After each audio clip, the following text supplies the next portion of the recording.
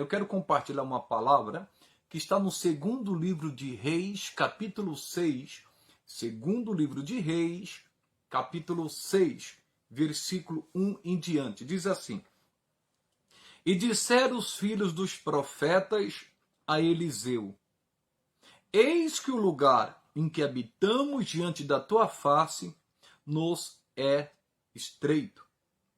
Vamos, pois, até o Jordão, e tomemos de lá, cada um de nós, uma viga, e façamo-nos ali um lugar para habitar ali. E disse ele: Ide. Uma coisa que eu quero compartilhar com vocês aqui, que Deus não tem nada contra o crescimento. O Senhor deseja que o seu povo cresça, que o seu povo multiplique, que o seu povo prospere. Essa é a vontade de Deus. E nós temos a bênção de Deus para isso, porque a bênção de Deus enriquece e não acrescenta dores. Você se lembra quando ele chamou Abraão, sendo ele só, Deus o multiplicou? Quando Deus chamou Abraão, tinha 75 anos de idade, ali Deus lhe fez promessas.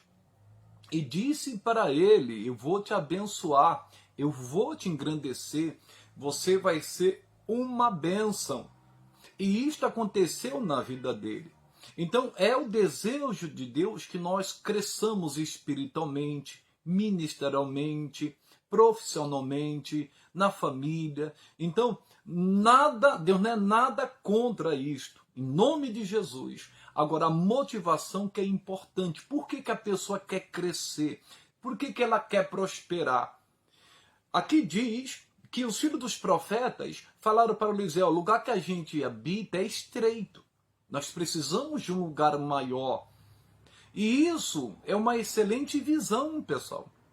Porque chega um momento que quando as coisas começam a funcionar, vai chegar um momento que quando começar a crescer, vai ter que alugar um lugar maior. Isso acontece com empresa, isso acontece com igreja, isso acontece numa casa, às vezes vai ter que aumentar o número de quartos. Louvado seja Deus por isso. E nós, mais uma vez, temos a bênção, porque a Bíblia diz que a bênção de Abraão chegou até nós. Deus quer que você cresça. Deus quer que você seja bem-sucedido em o nome de Jesus. E aqui o que eles fizeram? Eles estavam falando com o profeta Eliseu. Ele falou: o lugar aqui é estreito. Vamos até o Jordão, para quê? Para que tomemos de lá vigas, cada um de nós, e façamos um lugar para habitar, um lugar maior. Oh, irmão, se esse número crescesse, se as pessoas entendessem como é importante o crescimento, por exemplo, da obra de Deus. Se as pessoas entendessem a importância das suas ofertas, dos seus dízimos, do seu patrocínio. Irmãos, se as pessoas entendessem como é importante a mão de obra dela para servir ao Senhor, se as pessoas entendessem que prosperidade é um dom dele. Deus deseja, irmãos, que a gente prospere em todos os nossos caminhos. É o desejo dele, em o nome de Jesus Cristo. Só que aqui tem um detalhe, aqui tem um porém. Quando eles falam isso com o profeta Eliseu, que era o líder dos profetas, o profeta Eliseu disse: ide. Ele falou: vocês podem ir à vontade. Vai lá no Rio Jordão, pegam lá madeiras, vigas, e façam uma nova construção maior para que caiba todos nós. Aí eles falaram assim, algo interessante. E disse um: serve-te de ires com os teus servos. E disse: eu irei. Guarde bem isso no seu coração. Tem pessoas que irão fazer alguma coisa se você for com ela. Se você falar, se você pedir, ela não vai fazer. O que você vai ter que fazer? Ir com ela.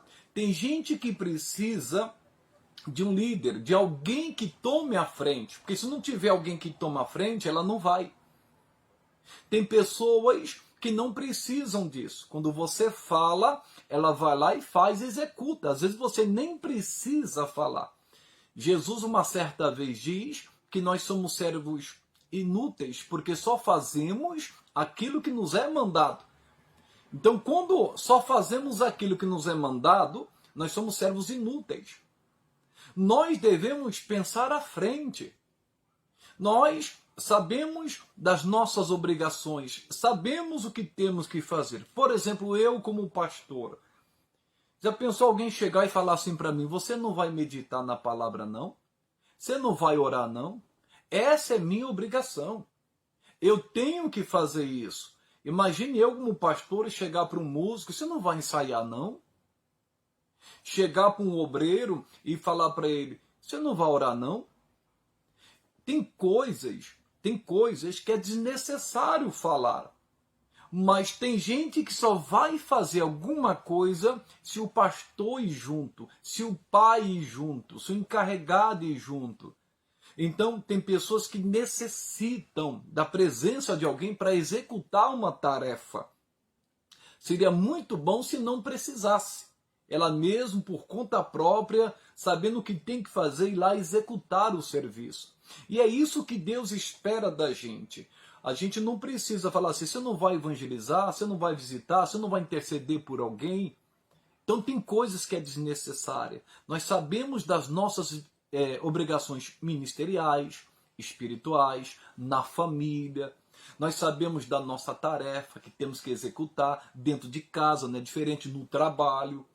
Então as pessoas precisam estar atentas a isso. E quando a pessoa faz, sem o líder pedir, irmãos, aquela pessoa com certeza ela vai prosperar e vai crescer muito mais, porque ela é uma pessoa independente, no bom sentido, tá, pessoal? É aquela pessoa que executa sem que alguém fale nada para ela. Ela sabe da sua obrigação, ela sabe do que ela tem que fazer. Continuando, diz: e disse: eu irei. E foi com eles. E chegando eles ao Jordão, cortaram madeira. É interessante aqui o trabalho em equipe. As pessoas, se entendesse a unidade, se as pessoas entendessem o propósito, as coisas cresceriam muito mais. O ministério, a fonte de renda, a igreja, a família ia prosperar. Irmãos, quando há unidade no espírito, num só propósito, num só planejamento, não tem como dar errado. Eu, como pastor da igreja, estou pegando eu como exemplo, se tiver pessoas unidas comigo na mesma fé, no mesmo propósito, com a mesma motivação, e elas comigo e eu com elas, irá crescer, irá prosperar. Assim é na família, assim é nos negócios, assim é em qualquer área da vida. Um trabalho em equipe que a pessoa vai fazer na faculdade, tem tudo para dar certo. É que nem a formiga, pessoal. Olha que coisa. Elas se unem num só propósito. Elas trabalham no verão porque elas sabem que a chuva virá. Então elas preparam o seu pão antes. Então, quando há unidade, há mais força. Em nome de Jesus Cristo.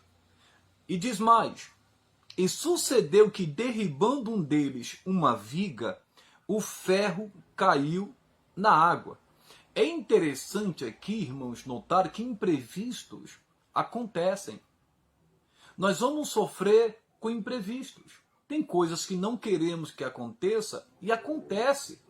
Aqui, por exemplo, nós podemos ver que quando eles pegaram o machado e bateu na viga, o machado caiu na água. Então houve ali um imprevisto, um percalço, um contratempo.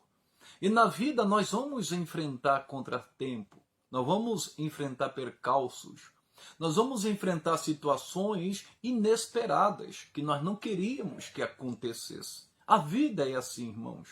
Nós não nos devemos desesperar quando isto acontecer. Infortúnios acontecem na nossa vida. Às vezes uma perca.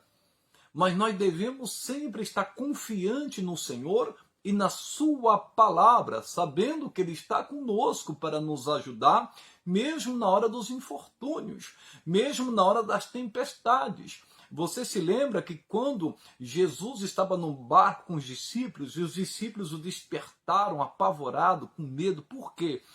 Eles estavam indo para atravessar o mar para chegar do outro lado. E de repente veio uma tempestade violenta, que queriam até tirar a vida deles. E eles despertaram Jesus ali, Jesus se levantou e repreendeu a tempestade. Fez o vento se aquietar. E Jesus falou, por que duvidaste, homens de pequena fé? Então, o que acontece? Jesus esteve com eles ali para ajudá-los. Quando você se sentir assim, desperte Jesus na sua vida. Peça o socorro dele, peça a ajuda dele. Se você não está conseguindo sozinho, você não está conseguindo chegar do outro lado, a tempestade é muito forte, o vendaval é muito forte, clame ao Senhor, busca a Deus, porque olha o que eles fizeram aqui, ó. E sucedeu que, derribando um deles uma viga, o ferro caiu na água. E clamou e disse, ai meu Senhor, porque era emprestado. Irmãos, talvez a gente não consegue entender o valor, não consegue mencionar o preço do machado naquela época. Porque quando ele se desespera, era porque era muito caro.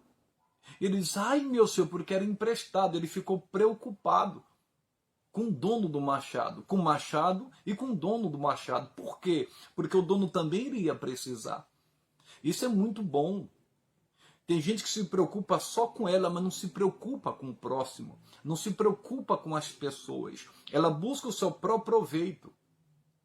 Ela não procura estender as mãos para atender uma necessidade de alguém quando alguém pede socorro para ela. Se ela tem condições de ajudar, se ela tem condições de dar um pão para uma pessoa e ver que a pessoa está precisando mesmo, está necessitada mesmo, isso seria muito bom. Mas infelizmente vivemos num mundo egoístas. Se a pessoa fala, eu tenho, os outros que se dane. Não, misericórdia. Quantos neste momento não têm o que comer nesta hora? Se a gente não tem condições de estender as mãos, mas vamos orar, vamos clamar a Deus, não vamos criticar quem está desempregado, não vamos criticar quem está passando por necessidade, não vamos criticar mesmo aquelas pessoas que de repente se levantaram contra a gente, está passando por um período muito difícil, está na pior. Não, nós temos que ter misericórdia e clamar a Deus por aquelas almas e por aquelas pessoas. Nós devemos sempre semear o bem em o nome de Jesus. É isso que Deus espera de nós. E outra coisa, ele se preocupou porque era emprestado, era algo de muito valor. E humanamente falando ali, na situação dele, ele não tinha condições de arcar aquela dívida, ele não tinha condições de pagar aquele machado. Mas olha, por isso que é importante a gente carregar Jesus conosco. A gente levar Jesus no barco e não querer ir no barco sozinho. Porque nós precisamos de um comandante, nós precisamos de um líder. E esse líder é Cristo, esse comandante é Cristo. Se ele estiver conosco, ele vai nos ajudar. Porque a motivação deles aqui era uma motivação muito boa. O que eles queriam fazer? Alargar a moradia deles, porque era estreito, para que eles tivessem mais conforto, para que eles pudessem buscar mais a Deus tranquilamente. Então a motivação deles não era uma motivação errada. Eles estavam com a motivação de crescimento em prol do povo de Deus, em prol dos profetas de Deus. Que coisa linda, que coisa tremenda. Então eles foram e começaram a derrubar aquelas vigas. Mas, infelizmente, esse contratempo aconteceu. Não é porque nós estamos fazendo algo para Deus, não é porque nós estamos fazendo algo na vida que às vezes não vão surgir contratempos. Vão surgir contratempos. Mas presta atenção em nome de Jesus. Você não está só. Clame ao Senhor, fale com Deus. Deus vai te dar uma solução, porque quando você faz algo com a motivação certa, quando você clamar, quando acontecer um contratempo, o Senhor vai te ajudar, o Senhor irá te socorrer em o nome de Jesus. Como diz aqui a palavra de Deus. E disse o homem de Deus, onde caiu? E mostrando-lhe ele o lugar, cortou um pau e o lançou e fez nadar o ferro. E disse, levanta-o. Então ele estendeu a sua mão e o tomou. Olha que coisa linda, que coisa tremenda. O Senhor Deus usou o profeta para operar um grande milagre. Imagine um ferro flutuando. Irmão, isso é loucura aos olhos humanos. Mas o que é loucura para os homens é sabedoria para Deus. Eliseu era muito usado nesse sentido. Imagine quando o Eliseu, quando clamaram para o Eliseu em prol da água que estava contaminada. Sabe que ele manda jogar para que ela se torne potável? Ele pede para jogar sal. Você já tomou água salgada? Misericórdia, irmãos. Olha que coisa. Mas Deus mandou ele jogar sal, ele jogou sal e a água se tornou potável. Então a gente tem que fazer o que Deus quer que a gente faça, mesmo que pareça loucura aos olhos humanos. A Bíblia diz que o homem natural não compreende as coisas do Espírito de Deus porque ele parece loucura. Então, se Deus te mandar fazer alguma coisa, mesmo que pareça loucura, faça, porque Ele está na direção, Ele está no controle. Ele falou, onde que você jogou? Falou, joguei ali, caiu ali. Ele jogou uma madeira ali, um lenho, e o ferro começou a flutuar. Isso é milagre, pessoal. Então não se desespere no momento de contratempo. Deus está contigo para operar um milagre. Talvez você neste momento não sabe o que fazer. Talvez você diz, é empréstimo. Talvez você diz, o que eu vou fazer agora em relação a isso? Olha como que está a minha situação, olha a minha dívida. Talvez você está num beco sem saída agora. Talvez você está desesperado por algo que aconteceu que você não esperava, um infortúnio, mas eu quero te dizer, clame ao Senhor. Ele vai te ajudar, Ele vai te socorrer, Ele vai estender as mãos, Ele vai operar um milagre na sua vida, Ele vai operar, creia nisso, no nome do Senhor Jesus Cristo. Sempre tenha a motivação certa. Se você tiver a motivação certa, a bênção de Deus enriquece e não acrescenta dores. Eu senti de Deus te trazer essa palavra em o nome de Jesus. Eu quero que você feche os teus olhos, eu quero orar por você no nome santo de Jesus. Senhor nosso Deus e nosso Pai, eu quero pedir ao Senhor que o Senhor visite a todos nesta hora, com a tua unção, com a tua presença. Peço a ti a tua ajuda sobre esta pessoa que está passando por um processo, por um infortúnio, por um contratempo, e, meu Deus, somente o Senhor pode socorrer. Talvez alguém está nesse momento de desespero, não sabe o que fazer, se encontra no beco sem saída, mas em nome de Jesus Cristo, meu Deus, abra o mar vermelho, abra, Senhor, meu Deus, os caminhos. Olhe para esta pessoa, meu Deus querido, Deus amado, que diz, Senhor, o que eu vou fazer? Meu Deus, atenta para o clamor desta pessoa, ajude ela nesta hora, em nome de Jesus, Senhor, meu Deus. Ou ela ouviu falar que vão cortar a energia da sua casa, que vão cortar a água. Meu Deus, tenha misericórdia. Até mesmo o infortúnio que essa pessoa esperava receber um dinheiro e não recebeu, Deus, e tem contas para pagar. Então socorre esta pessoa em nome de Jesus. Meu Deus querido, era um dinheiro que essa pessoa tinha reservado para fazer algo e de repente vai ter que usar em algo, meu Deus querido, de ruim que aconteceu. Meu Deus querido, Deus amado, ela precisa usar esse dinheiro. Pai querido, socorre, abençoe em nome de Jesus. Supra as necessidades e restitua, Pai. Pai querido, Pai amado, dê a bênção, dê um milagre para esta pessoa. Em nome de Jesus, faça, meu Deus, ela crescer com a tua bênção, com a tua graça. Faça ela prosperar, meu Pai. Abençoe sua casa, sua família, o seu lar. Oh, eu renovo a sua vida. Oh, meu Deus querido, restaure o seu lar, restaura a saúde desta pessoa, derrama a unção do Senhor, meu Deus, e faça cair por terra toda ação maligna e satânica. Meu Deus, numa ferramenta do diabo irá prosperar na vida destas pessoas, porque o Senhor está com ela, a vitória é certa para quem crê em Ti, para quem está contigo. Assim nós cremos, opera um milagre, opera neste momento aquele milagre que essa pessoa tanto necessita, somente o Senhor pode socorrê-la. Então opera para a glória do Senhor, em nome de Jesus. Amém e amém. Oh, glória a Deus, bendito seja o nosso Rei Jesus, nosso Senhor e Salvador. Tenho certeza que esta palavra conhecida, mas a revelação que Deus trouxe para o momento para essa hora. Então toma posse desta palavra, creia nesta palavra, em o nome de Jesus.